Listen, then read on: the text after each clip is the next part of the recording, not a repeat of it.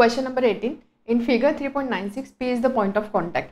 एक सर्कल दाखवलेला आहे, त्यानंतर जर बघितलं ही एक लाईन दिसते, पी हा पॉईंट ऑफ कॉन्टॅक्ट आहे. आपण बोलू शकतो OP. OP is a tangent to circle, कारण ती सर्कल एका पॉईंटमध्ये टच करते. त्याच पद्धतीने इथे जर बघितलं ओ आर, ओ आर ही लाईन सर्कलला 2 पॉईंटमध्ये टच करते. आपण असं बोलू शकतो ओ आर काय, O R is a second. Okay. त्यानंतर ही टँजंट आहे, ही एक सिकंड आहे. त्याच पद्धतीने क्यू आणि पी किंवा पी आणि क्यू ह्या 2 पॉईंटला जॉईन करणारी ही जी लाईन आहे याला आपण कॉर्ड बोलू शकतो. कॉर्ड बोलू शकतो किंवा आपण असं बोलू शकतो ही सुद्धा एक सिकंड आहे. कॉर्ड सिकंडवर लाई करते असं पण म्हणतो, त्यामुळे ही सुद्धा एक सिकंड असणार आहे. तर थोडक्यात काय आपल्याला इथे टँजंट आणि सिकंड दिलेला आहे, त्यामुळे हा क्वेश्चन सॉल्व्ह करण्यासाठी कदाचित आपल्याला टँजंट आणि सिकंड यांना रिलेट करणाऱ्या गोष्टी किंवा यांना रिलेट करणारा थेरम यूज करावे लागणार आहे. तर आता बघूया, यामध्ये 3 क्वेश्चन दिलेले आहे. First question is related to angle. अँगलशी रिलेटेड क्वेश्चन आहे. So question is if measure of arc P R is 140 degree, measure of arc P R म्हणजे ही व्हॅल्यू दिलेली आहे 140 डिग्री. हा अँगल किंवा ह्या आर्कचं मेजर आहे 140 degree. P Q R is 36, हा अँगल आहे 36. Find major of arc P Q. तर आपल्याला विचारलेलं पी क्यू या आर्कचं मेजर. ठीक आहे. काय दिलेलं आहे, हा एक अँगल दिलेला आहे, या आर्कचं मेजर दिलेलं आहे आणि आपल्याला विचारलं आहे ही जी आर्क आहे या आर्कचं मेजर काय असणार आहे. आता इथे गोंधळ कसा होऊ शकतो किंवा हा क्वेश्चन रॉंग कसा होऊ शकतो. एक सर्कल आहे, त्यानंतर 2 कॉर्ड आहे. ज्यावेळेस या 2 कॉर्ड एक्सटर्नली इंटरसेक्ट करता आणि हा अँगल जर आपल्याला फाइंड करायचा असेल किंवा हा अँगल आपल्याला माहिती असेल तर आपण हा अँगल आणि हे जे 2 इथे आर्क दिसत आहे त्याच्यामध्ये असणं रिलेशन यूज करू शकतो की हा अँगल जर थीटा असेल तर theta is equal to half of difference of major of this 2 arcs. But ह्या केसमध्ये काय झालेलं आहे, इथे एक सिकंड दिसते आणि ही एक टँजंट आहे. ही केस ती नाही आहे. बऱ्याचदा असं घाईघाईमध्ये आपण बघतो की इथे एक लाईन दिसते, इथे एक लाईन दिसते, हा एक आर्क दिसतो, हा एक आर्क दिसतो, मग दोघांचा डिफरन्स घेऊन हाफ मेजर ऑफ आर्कचा डिफरन्स घ्या, हाफ करा, तो असणार आहे हा अँगल. बट नाही, ही केस कुठे किंवा हा फॉर्म्युला कुठे ॲप्लिकेबल आहे, ज्यावेळेस 2 कॉर्ड एक्सटर्नली इंटरसेक्ट करतात. इथे 2 कॉर्ड दिलेले नाही आहे. इथे ही एक सिकंड आहे किंवा ही एक कॉर्ड आहे असं आपण बोलू शकतो, कॉर्ड एक्सटेंड केलेले. बट सेकंड जी लाईन आहे, सेकंड लाईन टँजंट आहे, त्यामुळे याचा यूज इथे होणार नाही आहे. सो या ठिकाणी आपल्याला टँजंट सेकंड थेरम जे आपण बघितले त्याचा यूज करावा लागणार आहे. सो टँजंट सेकंड थेरमच्या अकॉर्डिंग आपण काय म्हणत होतो, सपोज एक सर्कल आहे, ठीक आहे, त्यानंतर इथे जर टँजंट आहे आणि ही अशी जर सिकंड आहे, हा पॉईंट आहे ए बी आणि हा पॉईंट आहे सी. ओके. टँजंट आणि सिकंड किंवा कॉर्ड बोलू शकतो आपण. तर टँजंट आणि सिकंड यामध्ये असणारा फॉर्म झालेला अँगल म्हणजे हा अँगल जर थीटा जर मी कन्सिडर केला आणि आर्कवरचा हा पॉईंट डी आहे, लेट्स से हा पॉईंट एक्स आहे, तर हा जो अँगल असतो angle between tangent and secant theta is equal to half of major of आर्कच्या, कोणता आर्क, आर्क ADB. ठीक आहे. आता आपल्याला ही आर्क फाइंड करायची, ह्या आर्कचं मेजर फाइंड करायचं आहे. ही टँजंट आहे, ही जी कॉर्ड याला आपण सिकंड कन्सिडर करू शकतो. त्यामुळे जर मी ही सिकंड आणि हा टँजंट याच्यामध्ये असणारा अँगल कन्सिडर केला, म्हणजे हा जो अँगल मी कन्सिडर केला, तर हा जो अँगल सपोज थीटा असेल तर theta is equal to half of, हा अँगल आहे, इथे इंटरसेप्टेड आर्क कोणती दिसते, PQ. So half of major of arc PQ. ठीक आहे. यामध्ये आपल्याला आर्क PQची व्हॅल्यू फाइंड करायची. सो आर्क PQची व्हॅल्यू मिळवण्यासाठी आपल्याला आधी थीटा फाइंड करावं लागेल. थीटा फाइंड करावं लागेल म्हणजे आपल्याला हा अँगल फाइंड करावा लागणार आहे. हा अँगल आपण कसा फाइंड करणार, आता इथे जर तुम्ही बघितलं हा ट्रँगल आपल्याला दिसतो, या ट्रँगलमध्ये एक अँगल 36 डिग्री आहे. हा अँगल आपल्याला फाइंड करायचा. मग बघायचं हा अँगल आपण कशा पद्धतीने फाइंड करू शकतो. हा अँगल फाइंड करणं सुद्धा सोपं आहे. का, कारण आपल्याला अजून एक इन्फॉर्मेशन दिलेली आहे की PR या आर्कचं मेजर आहे 140 डिग्री. आता आर्क आणि अँगल याला आपण रिलेट करणारे थेरम बघितले. आर्क आपण सेंट्रल अँगलला रिलेट करू शकतो, आर्क आपण इन्स्क्राईब अँगलला सुद्धा रिलेट करू शकतो. मग इथे ही जी आर्क आहे बघायचं, इथे कुठे सेंट्रल अँगल दिसतोय का, सेंट्रल अँगल तर दिसत नाही. मग बघायचं इन्स्क्राईब अँगल आहे का. P आणि R हे 2 एंड पॉईंट आहे. इथे इन्स्क्राईब झालेला अँगल दिसतोय मला हा, बरोबर, अँगल PQR. अँगल PQR हा इन्स्क्राईब अँगल आहे आणि ही आहे intercepted arc.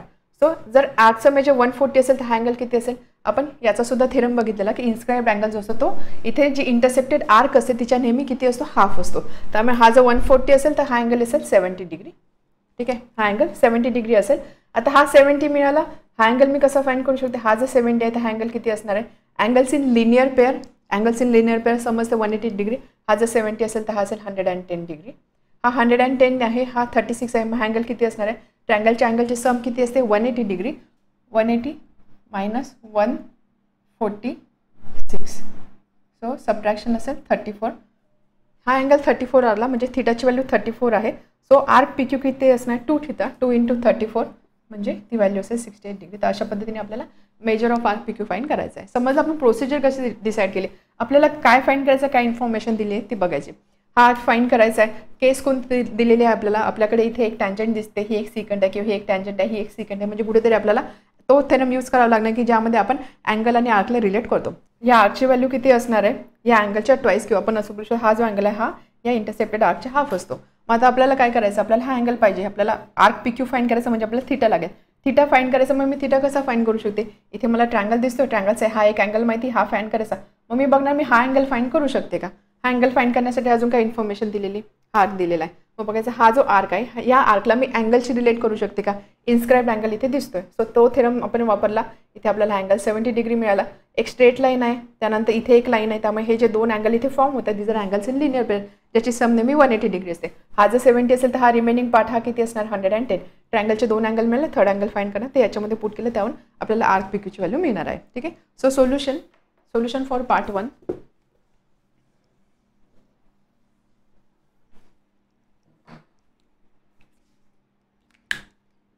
Here OP is a tangent and then PQ is a chord क्या अपन बोलना secant. Therefore tangent secant theorem त्याच्या अकॉर्डिंग अपन काय बोलणार, angle QPO is equal to half of measure of arc PQ. ठीक है. Let QPO is theta and therefore measure of arc PQ is equal to 2 into angle म्हणजे 2 into theta. याला बोलू आपण 1. Next आता आपल्याला थीटाची व्हॅल्यू फाइंड करायची. Also measure of arc PR is equal to 140 degree. Angle PQR is equal to half of measure of arc PR. Reason, inscribed angle theorem. Inscribed angle theorem. And therefore half into 140 is equal to 70 degree. Therefore angle PQR is equal to 70 degree. PQR आला 70 degree. Also angle PQR plus angle PQO is equal to 180 degree. Therefore angle PQO is equal to 180 minus 70, that is equal to 110 degree. PQ वाला 110 degree. In triangle PQO, angle P किंवा असं लिहू आपण angle QPO plus angle PQO plus angle QOP is equal to 180 degree. Reason, इथे सुद्धा आपला reason द्यायचं राहिला, अँगल्स इन लिनियर पेअर. आणि इथे रिझन देणार sum of angles of triangle, sum of angles of triangle.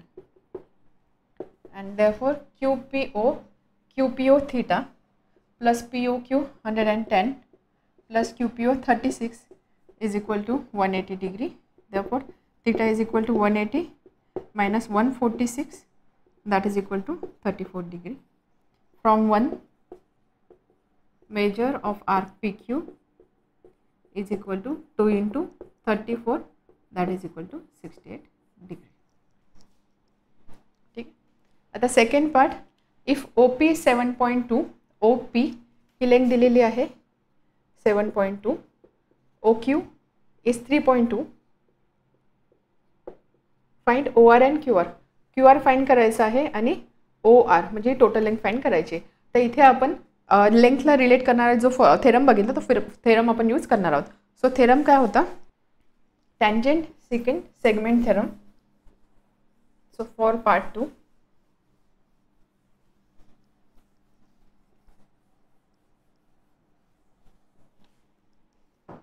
by tangent secant segments theorem. ज्या वेळेस सर्कल असतो, एक टँजेंट दिलेली आहे आणि एक सिकंड दिलेला आहे ना, त्याचे सेगमेंट्स आपल्याला दिले असतात, आपण ते कसे रिलेट करू शकतो. जसं ह्या केसमध्ये सिकंट आहे OR आणि टँजंट आहे OP. त्या केसमध्ये आपण काय करतो, OP स्क्वेअर म्हणजे टँजंट सेगमेंटचा जो पार्ट दिसतो ना त्याचा स्क्वेअर करायचा किंवा OP into OP. OP square is equal to tangent झाली. आता सिकंड बघायचा, सिकंडची total length O into R किंवा end to end distance into सर्कलच्या बाहेर जो पार्ट आपल्याला दिसतो तो घ्यायचा OQ. ठीक आहे, this is the theorem. So OP is 7.2 square is equal to OR आपल्याला माहीत नाही आहे, OQ दिलेला आहे 3.2. तर आपण काय करूया, ORला आपण लेट से X कन्सिडर करू. Let OR is X. ठीक आहे, टोटल X आहे and therefore 7.2 into 7.2 upon 3.2 is equal to X. Therefore 72 upon 32 असं लिहू शकतो आपण याला, into 7.2 is equal to X. So याला मी डिवाइड करणार 4नी, 18 and then 0.9. So 18 into 0.9 म्हणजे 9/10 is equal to X. So X is equal to 162/10, that is equal to 16.2. So X ची व्हॅल्यू मिळाली आपल्याला. X म्हणजेच काय, that is X is equal to OR is equal to 16.2 unit. ठीक आहे, then QR find करायचा आहे.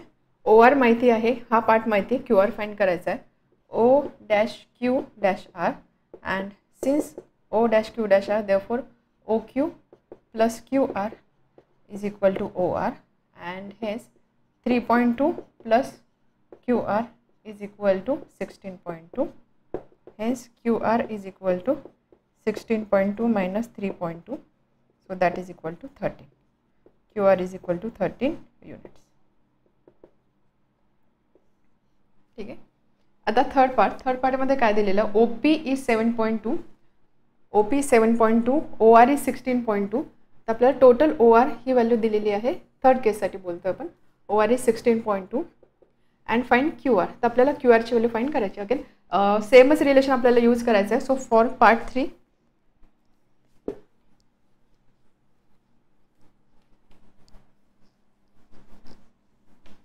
Bye tangent second theorem OP square is equal to OR into OQ. यामध्ये आपल्याला OPची व्हॅल्यू माहीत आहे 7.2 square.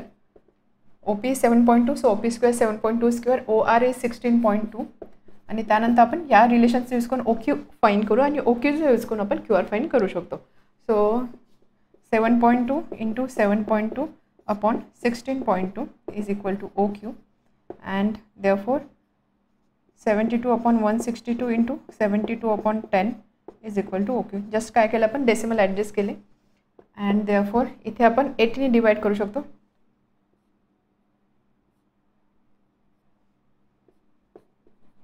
(32/10 is equal to OQ. This implies OQ is equal to 3.2 units. OQ ची व्हॅल्यू मिळाली. QR फाइंड करायचं आपल्याला. QR म्हणजे ही लेंथ फाइंड करायची.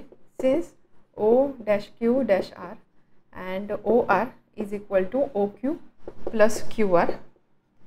Therefore OR is 16.2, OQ मिळाला 3.2 आणि QR ची व्हॅल्यू फाइंड करायची आहे. So QR is equal to 16.2 minus 3.2, that is 13.0 and hence QR is equal to 13 units. हे झालं थर्ड पार्टसाठी सोल्युशन. सो हे दोन क्वेश्चन आपण एका थेरमचा यूज करून सॉल्व केले आणि फर्स्ट क्वेश्चन आपण दुसऱ्या थेरमचा यूज करून सॉल्व केलेला आहे. Next question number 19. In figure 3.97 circles with centre C and D touch internally at point E. दोन सर्कल आहे, सर्कल इंटरनली टच करता एका पॉईंटमध्ये, तो पॉईंट आहे E. D lies on the inner circle. त्यानंतर पॉईंट D हा आतल्या सर्कलवर लाय करतोय. Chord EB of the outer circle intersect inner circle at point A. त्यानंतर हा जो मोठा सर्कल आहे त्याची कॉर्ड आहे EB. ही EB कॉर्ड इनर सर्कलला एका पॉईंटला इंटरसेक्ट करतो, तो पॉईंट दिलेला आहे A. Prove that segment EA is congruent to segment AB. तर आपल्याला प्रूव्ह करायचं आहे ही सेगमेंट आणि ही सेगमेंट या दोन्ही सेगमेंट एकमेकांना कॉन्ग्रुएंट आहे. ठीक आहे, काय सांगितलं आहे, दोन सर्कल एकमेकांना इंटरने टच करतात, दोघांचे सेंटर दिलेलं आहे, कॉमन पॉईंट दिलेला आहे. त्यानंतर असंही सांगितलं की मोठ्या सर्कलचा जो सेंटर आहे ना त्याच्यामधूनच हा लहान सर्कल पास होतोय. त्यानंतर एक कॉर्ड दाखवलेला आहे EB. ही कॉर्ड लहान सर्कलला पॉईंट A मध्ये इंटरसेक्ट करते. तर आपल्याला ह्या दोन लेंथ सारख्या हे दाखवायचं आहे. आता आपण हा क्वेश्चन कसा सॉल्व्ह करणार, ह्या दोन लेंथ आपल्याला सारख्या दाखवायचा आहे. मग सगळ्यात आधी आपण बघू ह्या दोन लेंथचा मोठ्या सर्कलचे काही रिलेशन आहे का. EA आणि AB आणि त्यानंतर इथे हा जो सेंटर आहे D. आता यामध्ये जर मला हा जर मी सर्कलचा सेंटर कन्सिडर केला, मोठ्या सर्कलच्या रेफरन्स मी बोलते, मोठ्या सर्कलचा हा सेंटर आहे, त्यानंतर हे मोठ्या सर्कलची एक कॉर्ड आहे. आपण एक थेरम बघितलेला, सर्कलचे सेंटर आणि एक कॉर्ड. आपल्याला माहिती आहे की जर सर्कलच्या सेंटरमधून जर आपण परपेंडिक्युलर ड्रॉ केलं, सर्कलच्या सेंटरमधून जर आपण कॉर्डवर परपेंडिक्युलर ड्रॉ केले तर त्यामुळे ही जी कॉर्ड आहे ही कॉर्ड काय होते, बायसेक्ट होते. बायसेक्ट होते म्हणजे काय, दोन इक्वल लेंथमध्ये डिवाइड होते. इथे आपल्याला प्रूव्ह काय करायचं, आपल्याला ह्या दोन्ही लेंथ सारख्या दाखवायच्या आहे. त्यामुळे जर सपोज इथून जर मी एक परपेंडिक्युलर दाखवली तर ह्या परपेंडिक्युलरमध्ये सर्कलच्या सेंटरमधून एक परपेंडिक्युलर जर मी ड्रॉ केली तर या परपेंडिक्युलरमुळे ही जी कॉर्ड आहे ही कॉर्ड बायसेक्ट होते असं पण बोलू शकतो. बट त्यासाठी मला काय दाखवावं लागेल की ही जी लाईन आहे, सपोज जर मी AD जॉईन केलं किंवा DA जर मी बोलली तर DA ह्या EB ह्या कॉर्डला परपेंडिक्युलर हे मला दाखवावं लागेल.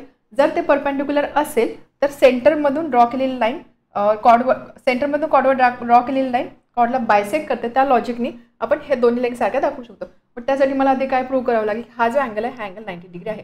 मग हा अँगल मला 90 डिग्री प्रूव्ह करायचा आहे. तो 90 डिग्री अँगल मी कसा प्रूव्ह करणार.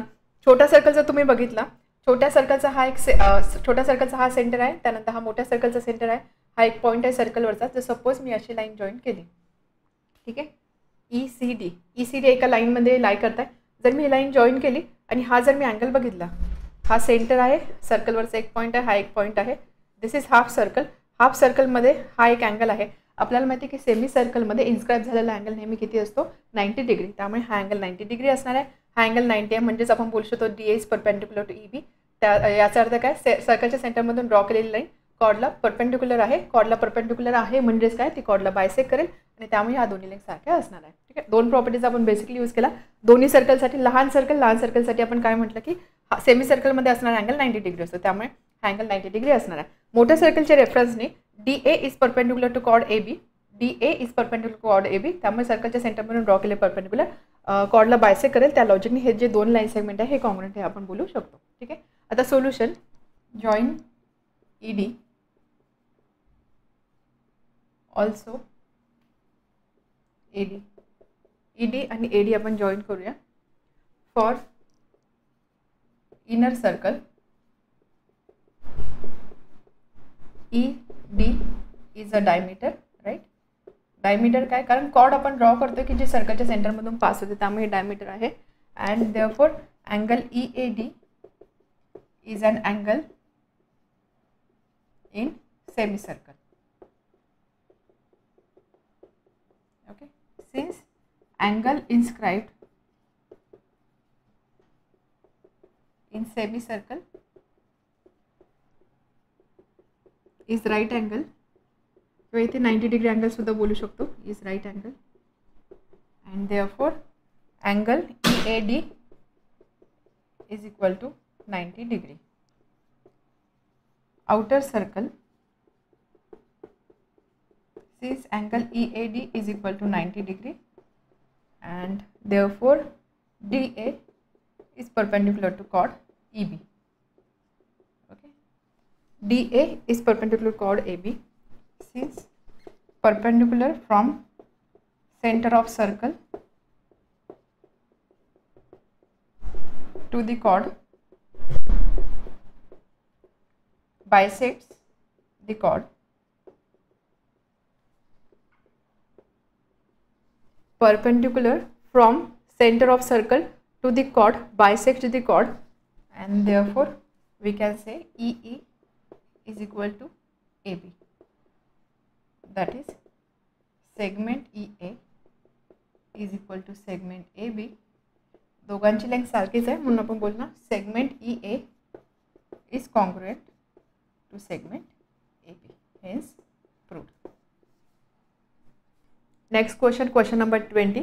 ॲक्टिव्हिटी टाईप्स ऑफ क्वेश्चन आपल्याला फक्त इथे ब्लँक स्पेस फिल करायच्या. Question is in figure 3.98 segment AB is a diameter of a circle with centre O.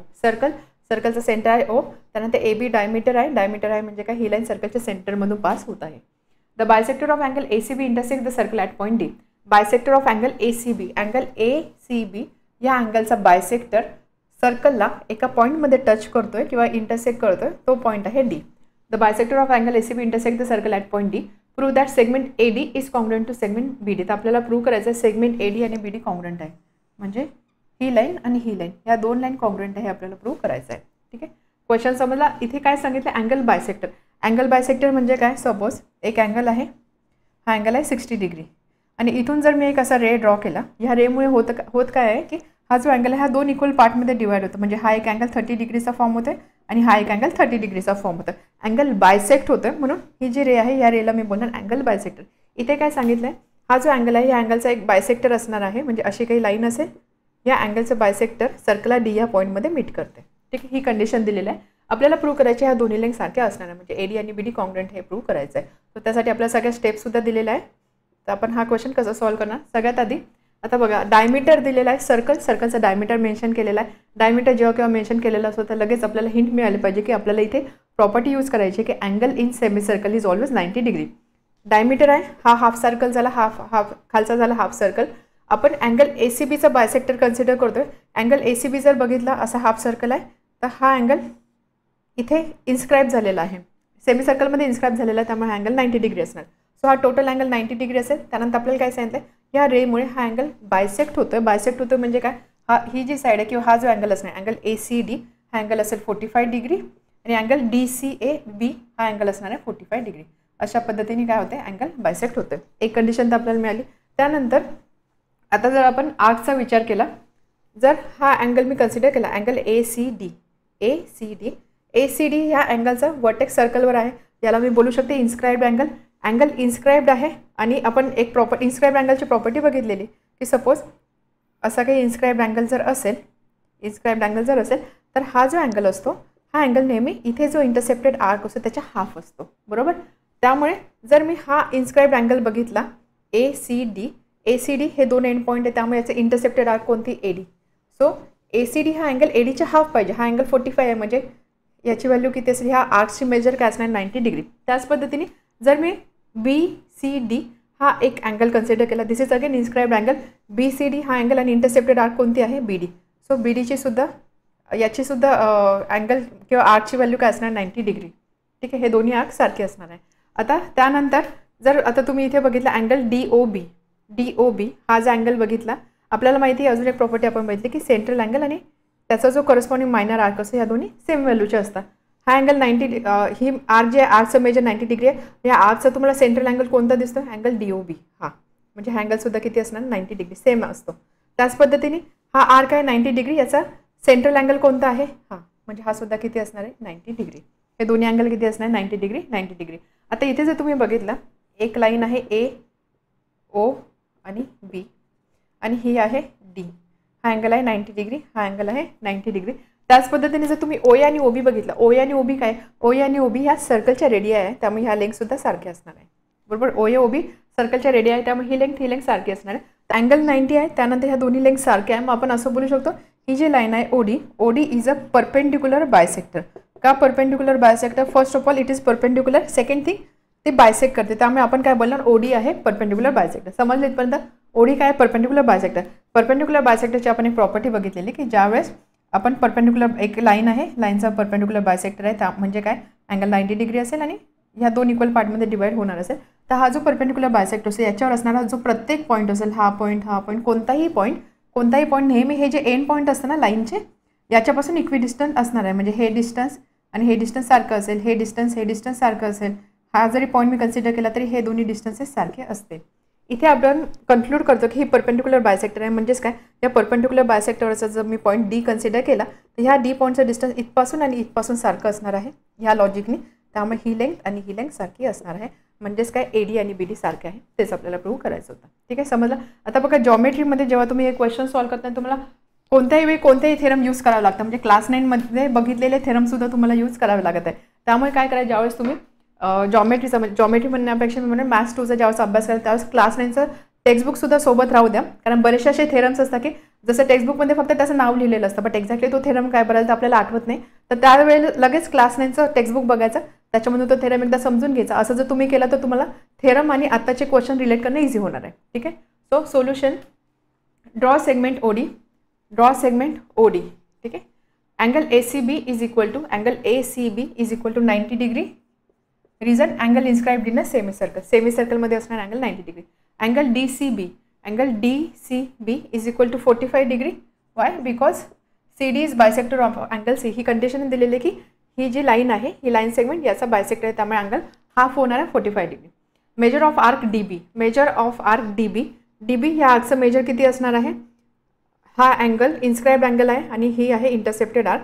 So intercepted आर्कचा हाफ असतो इन्स्क्राइब्ड अँगल, बरोबर. त्यामुळे इंटरसेप्टेड आर्कची व्हॅल्यू काय असणार? Twice of inscribed angle. This is inscribed angle theorem. ठीक आहे. किंवा इथे आपण असं लिहू शकतो that is equal to 2 times angle D C B is 45 degree, that is equal to 90 degree. Measure of arc D B is 90 degree. Angle D O B म्हणजे काय? सेंट्रल अँगल आणि मायनर आर्क सेम व्हॅल्यूचे असतात, त्यामुळे ही जर arc 90 असेल तर ही सुद्धा किती असेल? 90 डिग्री. किंवा अँगल डी ओ बी किती असणार? 90 degree. Definition of major arc. Now segment O A is congruent to segment O B. O A is congruent to segment A B. का? कारण ह्या ज्या दोन आहे या रेडियस आहे किंवा रेडियस ऑफ सेम सर्कल.